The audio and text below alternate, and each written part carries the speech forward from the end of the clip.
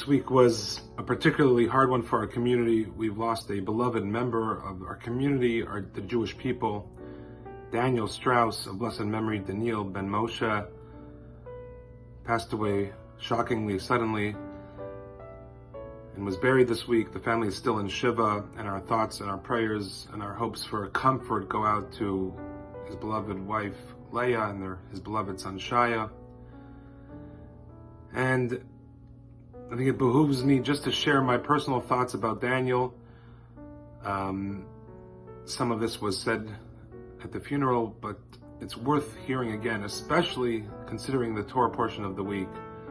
On a personal level, I've known Daniel for a very, very long time, many decades. When he started in his journey in Judaism in his late 30s, the first place he went to was Eshet Torah, back when they were at their old locations, and he attended some of my father's early classes, and he remembers me as a little boy, and I remember him. And what's amazing about Daniel Strauss, and this again was stressed at the funeral, but it really, really is striking considering the Torah portion of the week, Parshat Lech Lecha, when God instructs Abraham that he should go. He should leave everything he knows to be true and journey to become a totally new person against all odds, with everything stacked against him.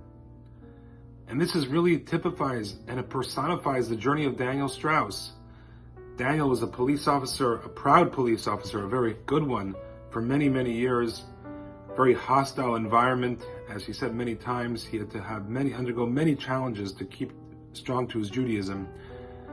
But Daniel's life was a life of reinvention and transformation, to break out of your comfort zone.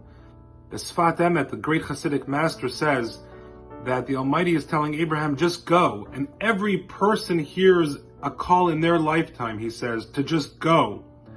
And the Almighty says, leave the land of your forefathers, your ancestors, your homeland, your name, and to the land which I will show you, is the end of the verse. But the Sfat Emet says the land which I will show you is almost secondary. That's not significant, but the goal is just to go, to leave, to move, to go beyond oneself.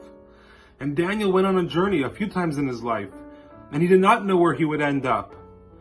And in his late 30s, to re-look into Judaism and to become a Shomer Shabbat Jew, fully observant Torah Jew, keeping Shabbat very seriously, even while on the force, and very difficult to do so. Marrying later in life, having a boy, beautiful, wonderful son Shaya, resettling in Thornhill Woods.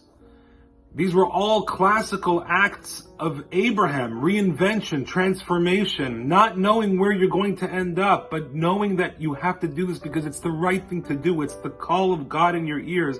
Lech lecha, go. And it's lech, go, lecha, for yourself. Ultimately, you'll be the one that benefits, even though it'll be so hard to see it at the moment. There's so many lessons and stories that were said and will be said about Daniel ben Moshe, of blessed memory, but this is the primary lesson of his life. Our lives are ultimately a journey of Lech Lecha, to go. When the call comes, you have to pick it up and you have to just go, even if you don't necessarily know where you'll end up. And if you have the proper faith and love and trust in Judaism and in the Almighty, you will be led down the right path. We wish and hope that his soul has a great elevation, that there is comfort to Leah and Shaya and all the community, and that we only know happy occasions, and we have a wonderful, wonderful Shabbat. Shabbat Shalom.